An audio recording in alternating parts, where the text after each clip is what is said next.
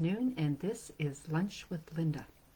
So let me, when I say that, I always think of Barbara Walters when she goes, "Today is May 21st. My name is Barbara Walters, and this is 2020.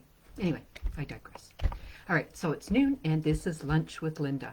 So let me ask you, do you put your mask on first? Remember that back in the day when we could fly in an airplane? And the flight attendants would demonstrate the safety instructions, show us how to put the mask on, and then remind us that we should always put our mask on first before helping others. So that's what I want to talk about today. And not the mask that has become the new part of Fashion 2020. I'm talking about putting ourselves first, taking care of our own health and wellness needs so that we're able to take care of others when they need us. Now, if you're meeting me for the first time, my name is Lynda Heiken with lindaheiken.com, and I help single women baby boomers live a healthier, wealthier life, while most importantly designing the lifestyle that they really want. So, last week my daughter fell down some stairs and hurt her back and her tailbone. But the very next day she wanted to go back to work because she's an essential service worker. Fortunately, she was talked into taking a few days off like the doctor told her to do so that she could allow her back to heal. Now, 30 years ago, that would have been me. I was under the misguided notion that it was better to be brave than to be well. And as women, we tend to always take the back seat when it comes to taking care of ourselves. But if we don't look after taking care of us, we could pay for that down the road. There's a saying that wealth without health is wasted money. So carving out time for self-care is not frivolous. It's necessary to our well-being and for our families. So today I'm going to give you 10 ways to give yourself some me time and to put your mask on first. All right, and I have my notes. Yay. All right, so number 1, give yourself permission to stop being Wonder Woman 24/7. We cannot be on all the time. We cannot be going and doing and busy and helping and caring for everybody else 24/7. Think about it this way. If you had a guard dog that was with you, and that dog's job is to protect and to guard you. Now, if he did that 24/7, if he didn't sleep much and he didn't eat much because he was always there looking after you, taking care of you and protecting you, the dog wouldn't be very healthy for very long, would it? Right? And so we want to make sure that we do not have to be Superwoman 24/7. Okay? Number 2, shorten up the to-do list. I know that I can get caught up in a to-do list. I love lists to begin with, but I can get caught up in a to-do list that I just keep adding to and adding to and adding to. And the next thing I know, I have this massive list, no idea where to begin, try to prioritize it, and I end up doing 2 things. Either not doing any of them, very few of them, okay, 3 things. Not doing any of them, doing very few of them, or just picking the easy ones out of the list. And then guess what happens? The very next day, all those hard ones are back on the list, and you've probably added more onto the list. Okay, so shorten it up. Maybe a maximum of 3 things.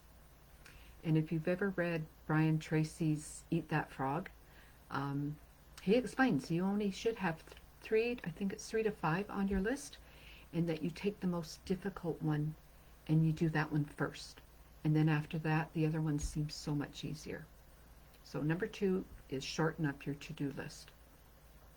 Number 3, this is really simple, but it means so much. Drink a glass of water first thing in the morning. This allows your body to rehydrate.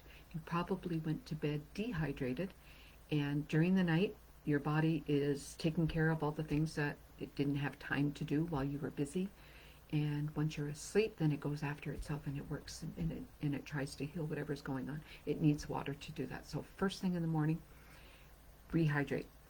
And I like to put a little bit of lemon in with my water, and then I drink that throughout the day. And it goes without saying to drink a lot of water during the day, but first thing in the morning, it gets everything going. Okay, number 4 is add me time to the calendar. On paper, it makes it so much more powerful than just in your head, where it can get lost in the day-to-day business, right? It's also on that calendar for anyone else in the family to see. So they know that you've carved out on this day, and you should be doing this every day. A little bit every day is better than once a week, but we'll take whatever you can carve out for yourself, right? Every little bit counts. But you mark it on your calendar. That's your time. That's your sacred time. Nobody gets to invade that time, and everybody else knows when it's your time. And eventually they'll figure it out. All right. Number 5. What have you done in the past where you simply got lost, where it just seemed like the world melted away and you could do whatever it was you were doing for hours and nothing got in the way and you just lost track of time, or it just seemed to just shut out the whole world? Do that. Do some of that. Carve out some time to do that. For me, it was being in my garden and even just pulling weeds. I could pull mindlessly. I could pull weeds for hours. It was like a meditation. So if you can meditate, that's awesome. For me, that was my meditation, where I'd get lost and nothing else. The world disappeared and I enjoyed that quiet me time. And that's part of self-care. My mom, her me time was standing in front of the TV while the baseball game was going and ironing endlessly. She ironed tea towels and face cloths and but she would just stand there for hours, and that was her meditation me time. Okay, number 6. If you love to go for a walk along the beach or you like to go along a nature trail, remember, this is for you. Not the whole family, not the kids, not the dogs. This is just for you to take your walk and give you some time to yourself.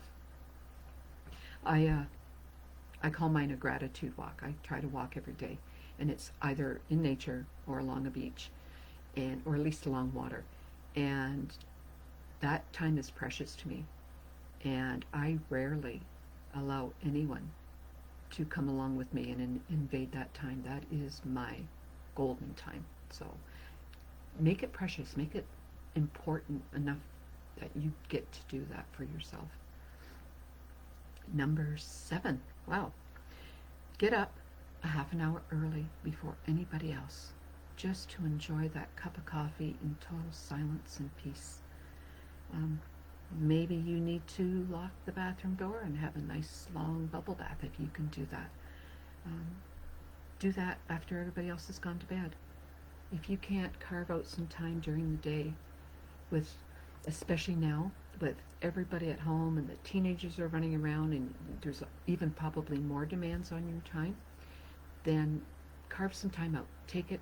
If you can't do it, if you're already getting up super early in the morning, then maybe wait till everybody's gone to bed and take that little bit of me time. Whether you just want to sit there and read a book, or you want to hop in the tub, or just read anything, just to give yourself that little silent, quiet time. We all need that. Okay, whoops, number 8. If you're tired, go to bed. That's your body's way of saying you need to rest. We don't pay enough attention to the signs that our body gives us. It's like little whispers, right? And then if you don't pay attention, it's going to get louder and louder until you're down and out. And so listen to your body. If your body's tired, go to bed. I mean, if you've got family at home, I'm sure they're quite capable of looking after themselves for that hour or 2 at night that maybe you might have been up with them.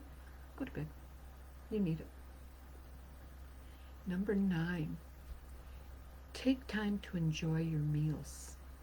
We're so busy with life that we eat mindlessly and we eat emotionally, and we don't really pay attention to what's actually going in our mouth. So try to slow down, actually taste the food. I'm bad for this. I don't have family that I sit around a table with. So one of my really bad habits that I'm trying to break is I bring my phone to the table, and while I'm eating, I do the Facebook scroll thing, or I check my emails. And the next thing I know, my plate is empty and I have no idea what I ate or how much I ate. So I especially need to stop doing that. So I'm not taking my phone to the table anymore, and I'm just paying attention to what's on my plate and what's going in my mouth. The other benefit to this is that you figure out sooner that you're full. So sometimes you have this massive amount of food on your plate and you just eat, and then all of a sudden it's, oh, I ate too much, right? So, but if you were to eat slowly and consciously, you would figure out much quicker that you're full and you wouldn't have to suffer and go through that. Okay, we're up to number 10. And number 10 is move. And I don't mean move away, I mean get up and move. Go for a bike ride, go for a walk, go for a run if you're that energetic. Take a walk around the block. Take a yoga class, dance.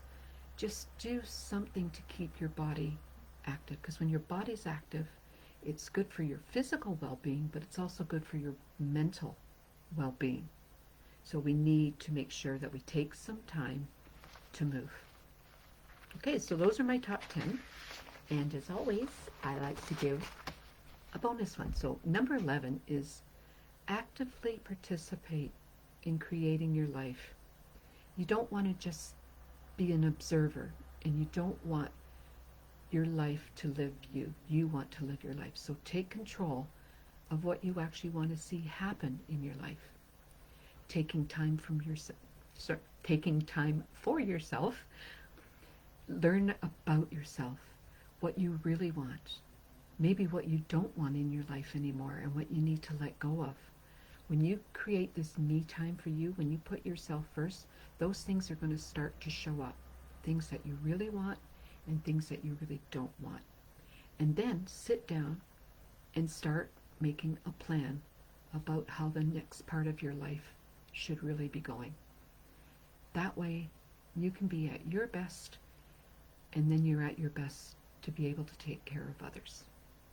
So a big thank you to all our frontline essential workers who are providing us with a healthy and safe environment.